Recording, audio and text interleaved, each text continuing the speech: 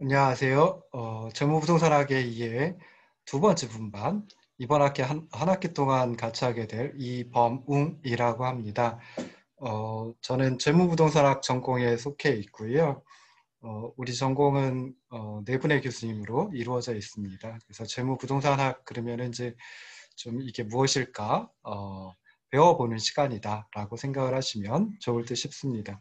먼저 이제 재무부동산학에 의해 그 교과목 개요를 강의 계획서에 잠깐 올려놨습니다. 그래서 그걸 먼저 살펴보면요. 재무부동산학에 의해서 이제 재무이론과 부동산학 이론을 함께 배우는 학제 간 연구를 소개하는 과목이다라고 생각을 하시면 좋을 듯 싶습니다. 그래서 이제 재무관리 쪽에서는 재무관리의 의미라든지 그리고 재무제표, 그러니까 재무상태, 기업의 재무상태를 나타내주는 여러 가지 그 표들이 있거든요. 서식들이 있거든요. 그래서 그 재무제표의 의미 및 그리고 재무제표를 어떻게 분석할 수 있는지 살펴보고, 그다음에 또 중요한 게 이제 재무 쪽뿐만이 아니라 금융 쪽에서도 화폐의 시간 가치라고 하는 걸 중요하게 생각을 합니다. 그리고 이제 화폐의 시간 가치를 이용해 가지고 미래의 현금 흐름을 이제 현재 가치로 할인하는 방법, 뭐 이런 것들을 갖다 이제 소개를 하고요. 뭐 그다음에 더 나아가서 뭐 전반 그 주식이라든지 채권의 가치 평가 뭐 이런 부분까지 하는 게 이제 재무 이론이다라고 생각해 볼 수 있는데, 여기까지 다 나가지는 못할 테고요. 제가 재무 관리의 의미 그리고 재무제표의 의미 및 분석 그리고 화폐의 시간 가치 뭐 이런 정도 나가면은 아마 이번 학기에 재무부동산학의 2의 시간에 재무 이론을 소개하는 전부가 될 것 같습니다. 자, 그다음에 이제 두 번째는 이제 당연히 부동산 학이겠죠. 그래서 부동산의 의미, 그리고 부동산 학의 의미, 그리고 부동산 경제, 그리고 또 부동산 학에는 뭐 여러 가지 분야들이 포함되어 있습니다. 그래서 뭐 부동산 투자라든지 개발, 금융, 감정평가 이런 것들을 갖다 이제 한꺼번에 살펴보는 게 부동산 학이다라고 생각을 하시면 좋을 듯 싶습니다. 그래서 이렇게 재무 이론하고 부동산 학의 기본적인 어떤 개념과 그리고 기초적인 지식을 소개하는 과목이 재무부동산 학의 이해이다라고 생각을 하시면 좋을 듯 싶습니다. 그래서 이 과목을 통해 가지고 이 교과목을 통해 가지고 살펴보려고 하는 것은 재무이론과 부동산 학을 배우는 데 필요한 어떤 기본적인 개념, 기초 지식 뭐 이런 것들을 습득해 가지고 앞으로 재무부동산학 전공에 이제 입문을 한다라고 하면, 그러니까 2학년 올라가면서 이제 전공을 선택을 하죠. 그래서 그럴 때 이제 그 재무부동산학 전공 선택하는 학생들에게 필요한 좀 학문의 어떤 기초적인 능력을 배양시키려고 하는 게 이 교과목의 목표이다라고 생각을 하시면 좋을 듯 싶습니다. 그래서 이제 수업 계획서 그 학교 홈페이지에 올라와 있는 거 말고요. 제가 이제 교사학습 지원 시스템에 올려놓은 게 있습니다. 그래서 그걸 갖다가 이제 보면서 이제 하려고 하는데요. 자, 먼저 이제 수업 계획서 이렇게 되어 있습니다. 강의 계획서라는 이름으로 해가지고 나와 있습니다. 자, 근데 이제 강의 계획서 어디서 다운을 받느냐라고 했을 때 아직 안 올려놨습니다. 근데 보시면은 저기 인터넷 그 브라우저를 갖다 띄워 보시면 이제 그 우리 학교 홈페이지가 있고요.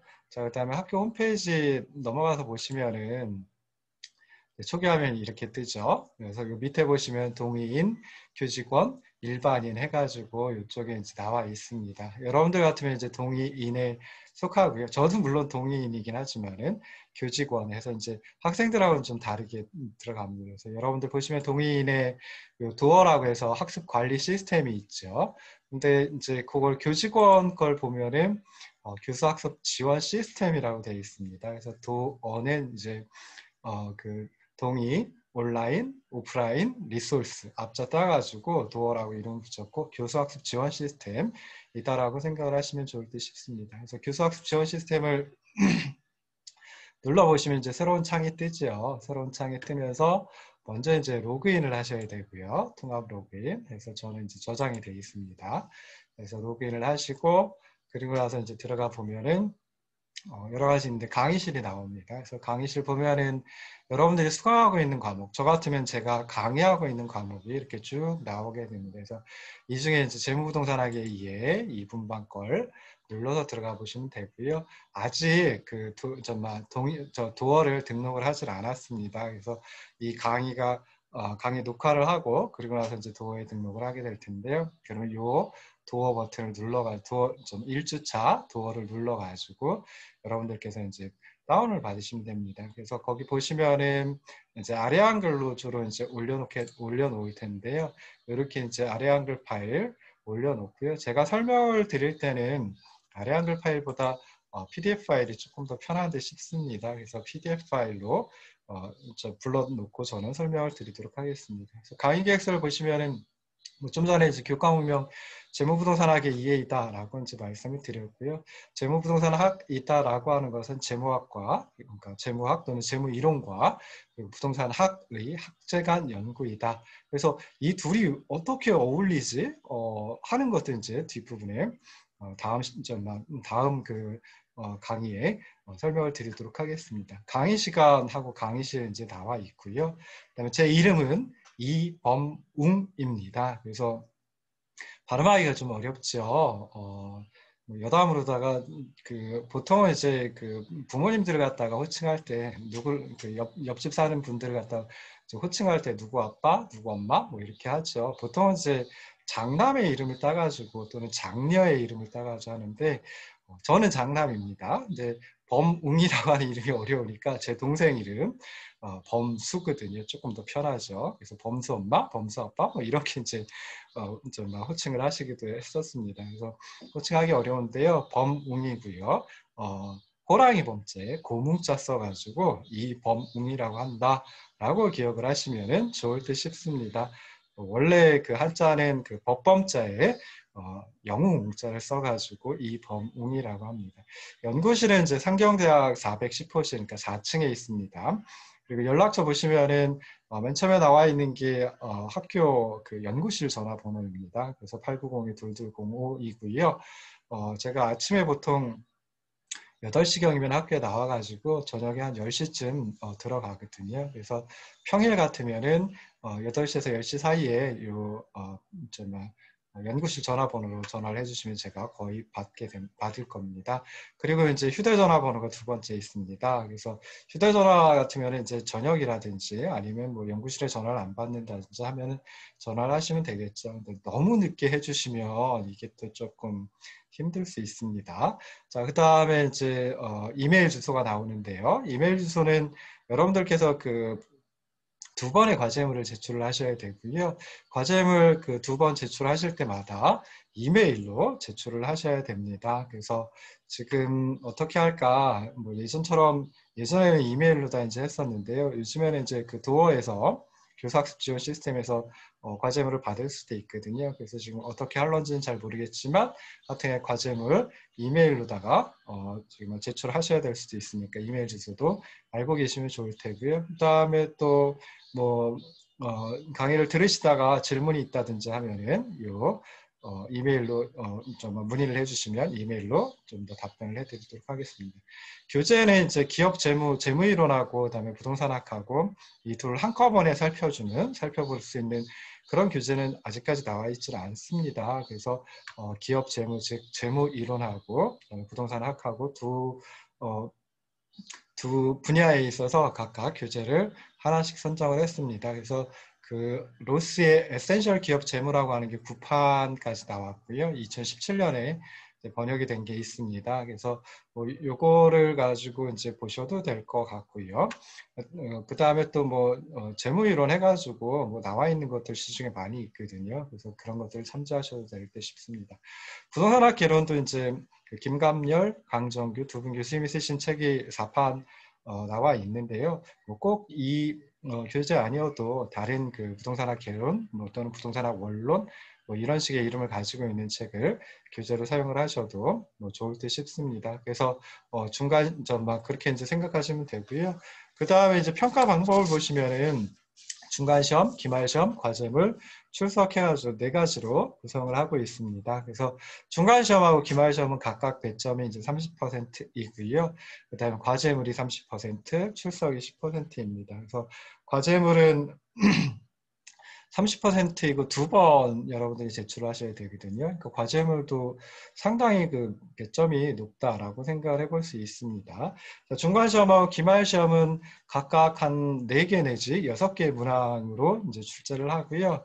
약수형 문제도 있고, 그다음에 풀이형 문제도 있습니다. 그래서 재무이론 쪽에서는 풀이형 문제가 들어가고요. 그다음에 부동산학 쪽에서는 즉 저기 막 그러니까 중간 시험 때는 풀이형 문제가 들어가고요. 기말 시험 부동산학 분야에서는 이제 풀이형 문제는 들어가지는 않습니다. 그래서 약술형, 풀이형 2가지 형태의 문제로 구성이 된다라고 생각하시고요.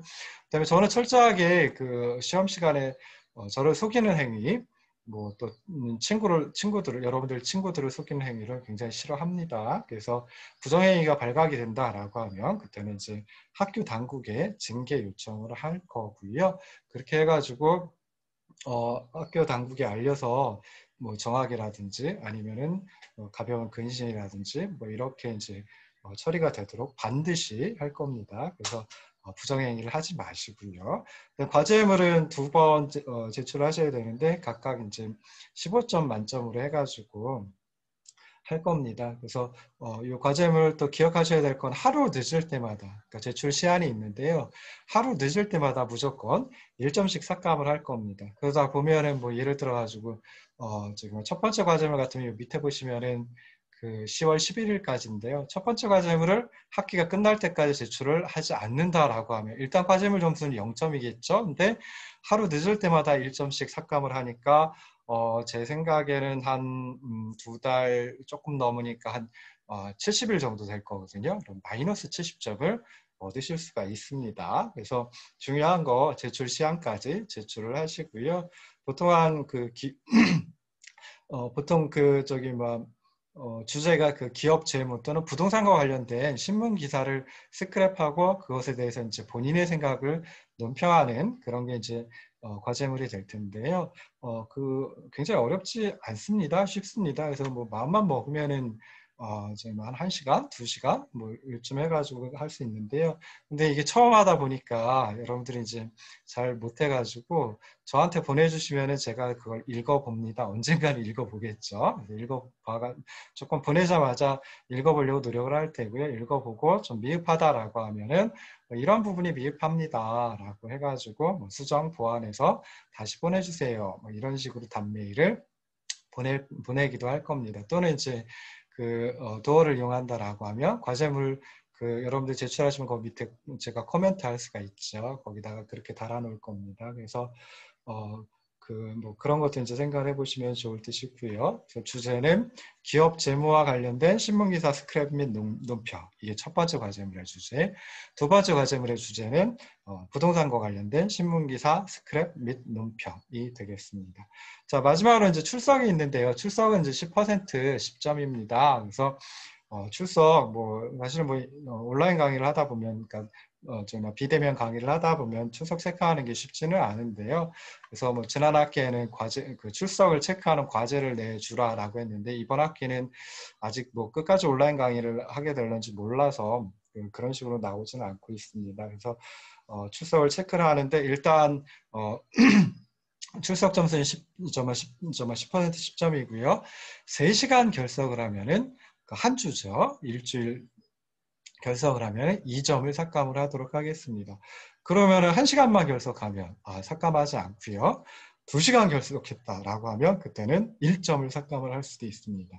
자, 그럼 우리가 15주 이제 같이 보게 될 테고요. 근데 이제 그러니까 15주 보는데 15주를 다 빠졌다라고 하면 그때는 30점이 감점이 되겠죠. 그래서 출석 점수 10점에서부터 출발해가지고 30점 감점은 마이너스 20점이 됩니다. 그래서 이렇게 해가지고 중간시험, 기말시험, 과제물, 출석 점수를 다 합쳤더니 0점보다 아래이더라라고 하면 그때는 이제 F학점을 드릴 겁니다. 그래서 여러분들이 F학점을 받을 수 있는 2가지 방법이 있는데요. 첫 번째 방법은 무엇이냐? 중간시험, 기말시험 중에 두 시험 중에 아무 예고 없이 저한테 사전에 고지 없이 응시를 하지 않았다라고 하면 F학점을 드릴 겁니다. 그리고 중간시험, 기말시험, 과제물, 출석 이 4가지 평가 항목의 점수를 다 합쳐봤더니 0점보다 아래더라. 그 소리는 뭔 소리냐면 과제물을 안 냈다든지 아니면은 출석이 아주 기가 막히다든지 하게 되겠죠. 그래서 그런 경우에는 이제 또 0점 아래로, 총점이 0점 아래로 내려가면 그때는 F학점을 드릴 겁니다. 그래서 F학점을 안 받으려면 어떻게 하면 되느냐라고 했을 때 과제물 잘 제출하시고요. 제출 시간 내에 제출하시고요. 그다음에 출석도 어느 정도 하신다라고 하면 그때는 F학점 안 맞습니다. 중간시험, 기말시험 들어오시고요. 자, 그렇게 해가지고 이제 강의에 대한 대충 설명을 드렸습니다. 강의를 어떻게 진행할런지 이제 설명을 드렸고요. 자, 그 다음에는 이제 강의 계획, 주차별로다가 이제 수업 내용, 강의 내용을 갖다 이제 해놔야 되는데요. 우리는 보통 15주로 수업을 하고 있습니다. 근데 중간에 휴강을 하는 날짜들이 있고, 그러다 보면은 이제 보강을 할 수밖에 없죠. 그래서 보강주가 이번 학기 같으면 이제 15주차 보시면 12월 9일 날 보강을 하도록 하고 있습니다. 그래서 첫 1주차, 그러니까 지금 그 강의를 듣고 있는 지금 이게 되겠죠. 그래서 이번 주차에는 강의 및 교재 소개를 하고요. 그다음에 재무부동산학 전공에 대해서 잠깐 소개를 해드리도록 하겠습니다. 물론 뭐 이제 그 경금제 학부 전체를 한꺼번에 소개하면서 재무부동산학 전공에 대해서도 같이 소개를 하도록 할게요. 자, 그 다음에 처음에는 뭐 저도 그렇지만 여러분들도 궁금한 게 왜 재무이론하고 부동산학을 한꺼번에 공부를 할까라고 하는 거, 그거 이제 알고 싶겠죠. 그래서 그 재무부동산학에 대해서 이제 그런 식으로 해가지고 왜 재무부동산학 전공이라고 하는 게 존재하는지에 대해서 저 나름대로 정리한 것을 소개를 해드리도록 하겠습니다. 그리고도 이제 시간이 나오면은 재무이론을 소개를 조금 해드리도록 할 테고요. 그다음에 2주차서부터 7주차까지는 재무이론에 대해서 나가도록 하겠습니다. 8주차까지 갈 수도 있을 텐데요. 그래서 재무이론의 의미에 대해서 이제 한번 생각해 보고요. 그 다음에 재무제표, 아까도 말씀드렸듯이 기업의 재무 상태를 나타내주는 여러 가지 그 표들이 있거든요. 그래서 여러 가지 표 해서 제표라고 얘기를 합니다. 그래서 재무상태표, 그다음에 손익계산서 이런 것들이 있는데요. 대표적인 게. 그래서 그 재무제표와 현금 흐름은 어떤 관련을 맺고 있을까라고 하는 건 이제 살펴보고요. 그다음에 화폐 시간가치. 그 화폐 시간가치는 지금 뭐 예를 들어 지금 10,000원하고 일주일 뒤에 10,000원하고 어떤 게 더 가치가 더 클까라고 했을 때 지금 현재 10,000원이 일주일 뒤에 10,000원보다 더 큰 가치를 가집니다. 그러니까 일주일 뒤에 10,000원의 가치는 현재로 따져보면은 10,000원보다는 좀 적겠죠. 그래서 이런 걸 살펴보는 건 이제 화폐 시간 가치라고 얘기를 합니다. 그래서 여기까지 해가지고 아마 재무이론을 소개를 해드리게 될 테고요. 그 다음에 이제 부동산 학에 대해서 소개를 하게 될 겁니다. 그래서 이 부동산 학에 대해서는 애초에는 이제 재무이론과 부동산학을 그 두 분 교수님이 따로 들어가셔가지고 소개를 하다가요. 그게 좀 평가를 하는데도 좀 힘들고 여러 가지 좀 어려움이 있어가지고 제가 재무이론하고 부동산학을 한꺼번에 합니다. 그래서 작년에 한번 처음 시도를 해봤는데요. 그때 보시면 이제 부동산학은 이제 8주차서부터 중간시험 치르고 그다음에 10주차서부터 마지막까지 이제 부동산학을 공부를 하게 될 텐데요. 부동산의 이해 그리고 뭐 부동산 학이라는 것 무엇인지 여기서 잠깐 또 설명을 할 겁니다. 그리고 나서 이제 부동산 경제론을 하고 보면은 아마 진도가 다 나가게 될 것 같습니다. 진도가 이제 뭐 부동산 경제론까지 했는데 학기가 맞춰지지 않는다라고 하면 그때는 이제 다른 쪽, 뭐 투자론이라든지 금융론이라든지 정책론이라든지 하는 쪽으로 제가 더 강의를 준비해가지고 강의를 하도록 하겠습니다. 그래서 이런 식으로 해가지고 하는데요. 저희가 수업을 하면서 이제 그 화요일하고 수요일 날 하지요. 화요일하고 수요일 날 하는데 6주차에 보시면은 5주차입니다. 죄송합니다. 5주차 수요일이 9월 30일인데 이때가 이제 중추가절 추석입니다. 추석 명절이기 때문에 이제 휴강을 하고요. 그리고 나서 이제 그 보강을 하게 되는데 보강은 이제 그 15주차 12월 9일 날 보강을 하고 그다음에 기말 시험은 2시간짜리 수업이들은 수요일 날 치르도록 하겠습니다. 그래서 중간 시험도 수요일인 10월 28일 날 치르고요. 기말 시험도 수요일인 12월 16일 날 치르도록 하겠습니다. 그래서 이렇게 해가지고 한 학기 강의를 이제 진행을 하려고 합니다. 그래서 저기 처음으로 이제 줌을 가지고 강의를 합니다. 지난 학기에는 그냥 제 스마트폰 가지고 촬영을 하고 제 얼굴만 나오게 해가지고 유튜브에 올려놨었는데요. 그리고 강의 노트를 따로 드렸습니다. 그래서 강의 노트를 이렇게 보시고 듣는 분도 계시겠지만은 그냥 제 얼굴만 보면서 듣는 분 또는 뭐 제 얼굴 보기 싫어가지고 아예 안 듣는 분들 이렇게 되는 것 같더라고요. 그래서 이번 학기에는 이렇게 이제 얼굴도 보여드릴 수 있고 그다음에 강의 노트도 이렇게 화면으로 공유해가지고 화면으로 이렇게 보여드릴 수 있도록 이제 줌을 가지고 이제 하려고 합니다. 근데 하나 생각을 해보니까 이게 좀 화질이 그리고 음질이 그닥 좋지는 않더라고요. 그래서 그냥 아이폰 가지고 지난 학기 아이폰 가지고 했을 때는 화질도 깨끗했고 그다음에 음질도 좋았었는데 노트북에다 줌 프로그램을 설치하고 줌으로 다 하다 보니까 화질도 조금 안 좋고요. 그리고 이제 음질도 조금 여러 가지 노이즈가 많이 들어갈 것 같기도 합니다. 되도록이면 이제 그렇게 안 하려고 노력을 하는데요. 어쩔 수 없죠. 뭐 제가 다 할 수 있는 것은 아니고요. 그래서 이렇게 해가지고 이제 첫 번째 시간을 마치도록 하겠습니다. 잠깐 쉬었다가 두 번째 시간 돌아오도록 하겠습니다.